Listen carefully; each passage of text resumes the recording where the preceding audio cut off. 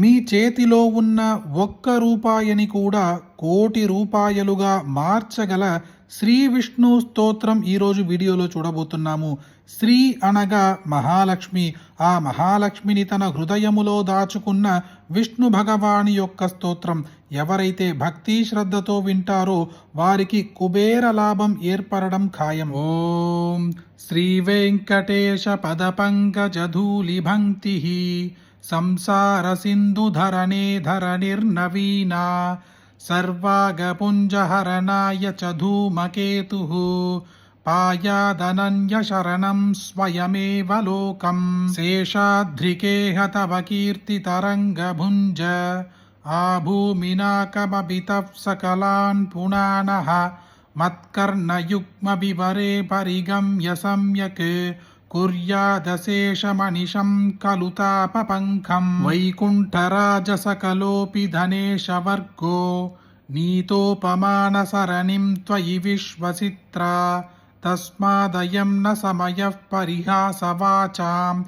इष्टं प्रपूर्य कुरु मां कृतकृत्यसङ्घं श्रीमन्नारास्तु गतिचित्तनिगांश्च केचित् क्षोणीपतीन् गतिचितत्र चराजलोकान् आराधयन्तु मनशून्यमहं भवन्तं कल्याणलाभजननाय समर्थमेघं लक्ष्मीपतित्वमखिलेश तव प्रसिद्ध मत्र प्रसिद्धमवनौ मत किञ्चन त्वं तस्योभयोगकरणाय मया त्वया च कार्यः समागमयितं मनसि स्थितं मे शेषाद्रिनाथ भवतायमहं सनातः सत्यं वदामि भगवंस्तव नाथ एव तस्मात् कुरुष्व मतबीप्सितकृत्यजाल मे वत्वदीप्सितकृतौ तु भवान् समर्थः कृतो यथा भवसि तत्क्षणमेव भूपो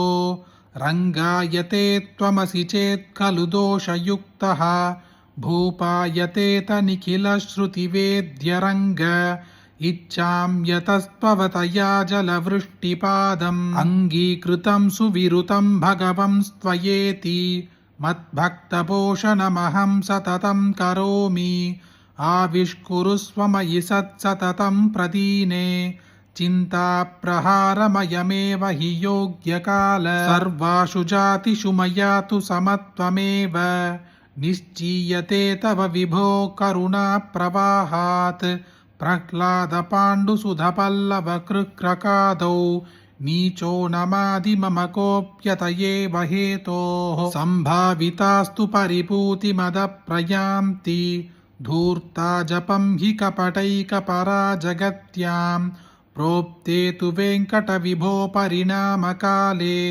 स्यात् वैपरीत्यमिव कौरवपाण्डवानां श्रीवेङ्कटेश तव पादसरोजयुग्मे संसारदुःखशमनाय समर्पयामि भास्वत्सदष्टकमिदं रचितं प्रभाकरो अहमनिशं विनयेन युक्तः श्रीशालिवाहनशखेसरकाष्ठभूमि सङ्ख्यामितेत विजयापि तवत्सरेयम् श्रीकेशवात्मजेतं व्यतनोत्समल्पं స్తోత్రం ప్రభాకర ఇతి ప్రతితాభితానా. మీ చేతిలో ఒక్క రూపాయ నాణెం తీసుకోండి.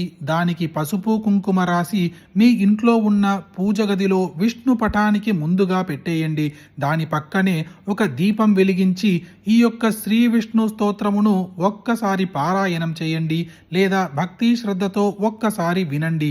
దాని తరువాత దీపధూప ఆరాధనలు చేసి ఏదైనా తీపి పదార్థం విష్ణువుకి నివేదనముగా పెట్టి ఈ పూజను ముగించుకోండి.